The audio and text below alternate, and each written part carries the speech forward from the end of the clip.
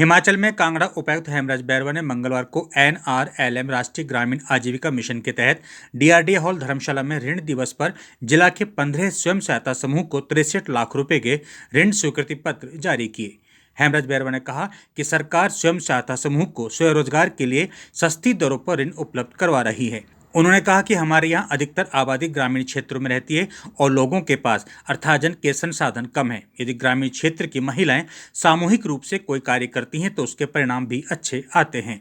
हेमराज बैरवा ने कहा कि जिले में कई स्वयं सहायता समूह अनुकरणीय कार्य कर रही हैं, जिससे हजारों की संख्या में महिलाएं आत्मनिर्भर बन रही हैं। इतना ही नहीं, उनके जीवन में सकारात्मक बदलाव भी देखने को मिल रहे हैं।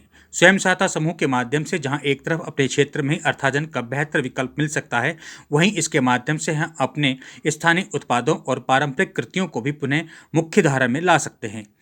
इस मौके पर हेमराज बैरवा ने बेहतरीन कार्य करने वाली बैंकों और सामुदायिक संसाधन व्यक्तियों को स्मृति चिन्ह और प्रशस्ति पत्र देकर सम्मानित करते हुए सामुदायिक संसाधन व्यक्तियों को निर्देश दिए कि वे फील्ड में जाकर अधिक से अधिक स्वयं सहायता समूह को ऋण उपलब्ध करवाएं ताकि निर्धारित लक्ष्यों को समय रहते प्राप्त किया जा सके।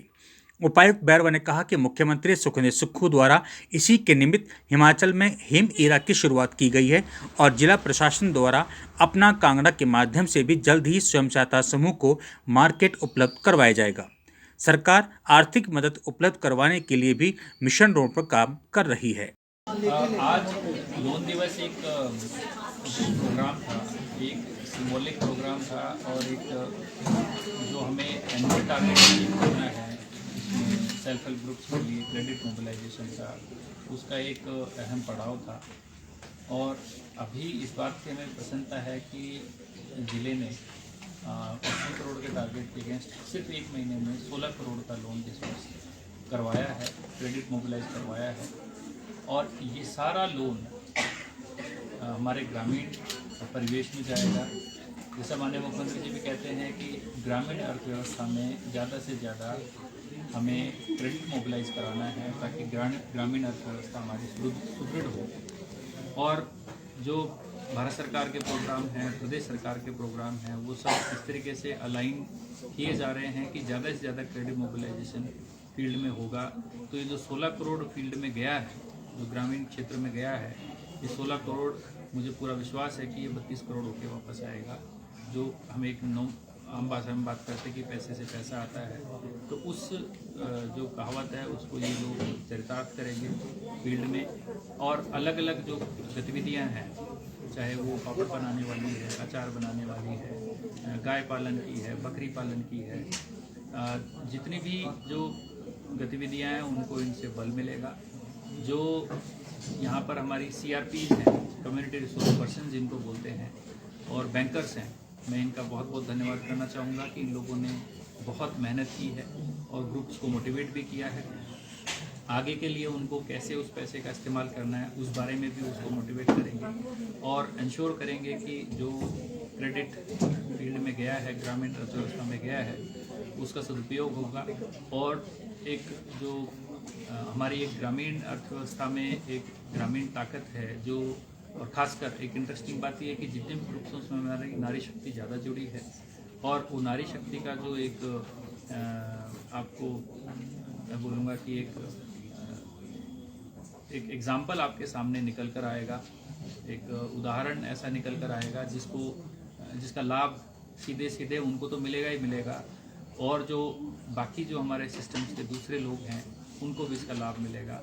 मैं समझता हूँ कि ये एक महत्वपूर्ण माइलस्टोन था जिसमें यहाँ पर डिपार्टमेंट द्वारा मेहनत की गई और उसको अचीव किया गया। और आगे भी जो, क्योंकि टारगेट हमारा बड़ा है, हमें उसको अचीव करना है, और जितना हम अधिक से अधिक मोबिलाइज कर पाएंगे, मैं समझता हूँ हम सबके लिए वो एक उपलब्धि होगी। जिला स्तर पर वैसे हमारे एक डिस्ट्रिक्ट लेवल बैंकर्स कमेटी की बैठक होती है, पिछले कल ही वो बैठक भी हुई थी, तो उसमें भी हमने यही कहा था कि जो ग्रामीण अर्थव्यवस्था में जो ग्रुप्स को लोन आप लोग डिस्बर्स करते हैं, उसमें आप ये अल्टीमेटली सोच की बात है कि जो लोन डिस्बर्स कर रहा है बैंकर जो बैठा है, उसको इतना लगता है कि लोन मेरा रिटर्न हो जाएगा। उस एक जो फीलिंग होती है, जो इसकी एक कल्पना होती है कि ये आएगा कि नहीं आएगा, उस पर तय करता है कि वो लोन आगे बढ़ेगा कि नहीं बढ़ेगा। तो एक उस सोच को बदलने के लिए उनसे हमने आग्रह किया है। दूसरा, जो इसकी प्रक्रिया है वो सरल से सरल हो।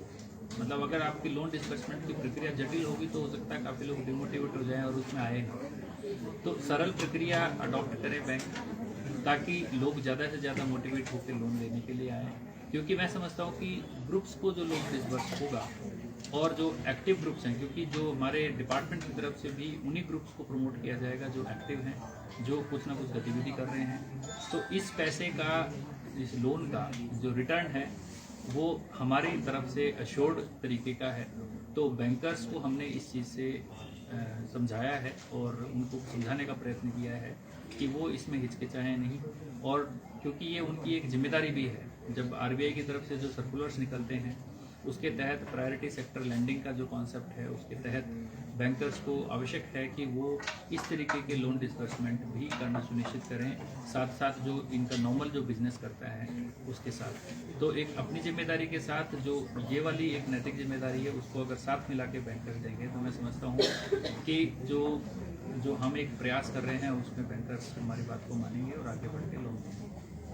अगर डगवार मिल्क प्लांट की बात करते हैं तो सरकार का एक महत्वाकांक्षी एक इनिशिएटिव है जिसकी सरकार अपने दम पे कर रही है।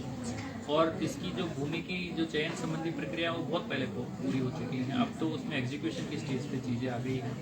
नेशनल डेयरी डेवलपमेंट बोर्ड के साथ मिलकर इसको एग्जीक्यूट किया जा रहा है और अब उस पर मुकम्मल कार्य भी शुरू हो गया है और काफ़ी जल्दी उसकी जो बिल्डिंग्स हैं वो तैयार होंगी, इक्विपमेंट प्रोक्योर होंगे और साथ ही साथ पैरेलली जो उस प्लांट में जो दूध आना है उस दूध की उपलब्धता सुनिश्चित करने के लिए मिल्क फैक्ट और एनिमल हस्बेंड्री डिपार्टमेंट और इसके असिस्टेंट रजिस्ट्रार कोऑपरेटिव जो हमारे हैं उनके माध्यम से मिलकर मिल्क कोऑपरेटिव सोसाइटीज़ का गठन किया जा रहा है, ताकि हमें ये अश्योर्ड रिटर्न हमारे पास हो सके कि टोटल हमारे पास दूध कितना आएगा। साथ ही साथ वो दूध लाने के लिए जो ट्रांसपोर्टेशन मैकेनिज्म है, जो चिलिंग प्लांट्स लगने हैं जगह जगह, उसकी प्लानिंग भी मिल्क फैक्ट द्वारा की जा रही है।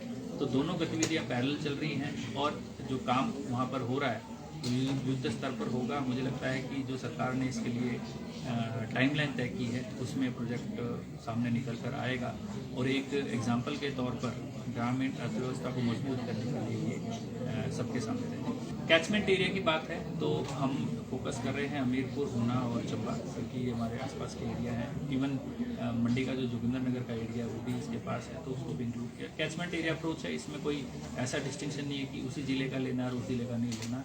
जो कैचमेंट एरिया जिसको यहाँ तक अपना दूध देने के लिए जो सिस्टम है जो सपोर्ट कर पाएगा वहाँ तक